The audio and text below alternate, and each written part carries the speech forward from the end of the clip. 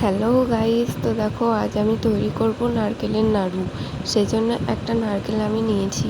তো চলো, নারকেলটা ভেঙে নিয়েছি, তারপর নারকেল কুড়ার সাহায্যে নারকেলটা ভালো করে কুড়ে নিয়েছি। তো আমার মতো কে কে আছো যারা নারকেলের নাড়ু খেতে পছন্দ করো, কমেন্টে জানিও। তারপর উনুনে দেখো একটা খোলা আমি বসিয়ে নিয়েছি, সেটাকে আমি ভালোভাবে গরম করে নেব। কিন্তু একটা জিনিস খেয়াল করতে হবে, এটা তৈরি করার সময় বেশি জাল দিলে হবে না, উনুনের জালটা একটু কম দিতে হবে। দেখো আমার খোলাটা গরম হয়ে এসছে, এবার সেখানে আমি ঘি দিয়ে দিলাম। ঘিটা দেওয়ার সঙ্গে সঙ্গেই দেখো কি সুন্দর গলে গেছে। তো চলো, নারকেল কুড়োগুলো সেই খোলাটায় দিয়ে ঘিয়ের সঙ্গে ভালোভাবে নেড়ে নেড়ে মিশিয়ে নিতে হবে।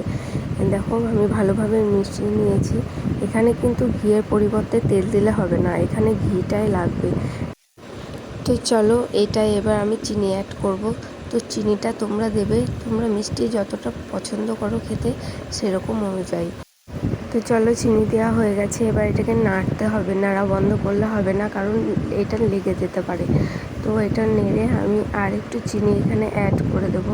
তোমরা সেটা একবারেও করতে পারো, আমি দুবার করেছি। তো দেখো আমি মোট নিয়ে 4 চামচ চিনি দিয়েছি। তো চলো, আমি এটা ভালোভাবে নেড়ে নিচ্ছি, নাড়া বন্ধ করলে হবে না। দেখো এখান থেকে এবার জল বেরিয়ে আসতে শুরু করেছে। তো এখানে তারপর আমি এলাচের গুঁড়ো দিয়ে দিয়েছি এবং এটাকে ভালোভাবে নেড়ে নিচ্ছি। দেখো ভালোভাবে নেড়ে যেতেই হবে, নাড়তে নাড়তে দেখো জলটা অনেকটা শুকিয়ে আসছে।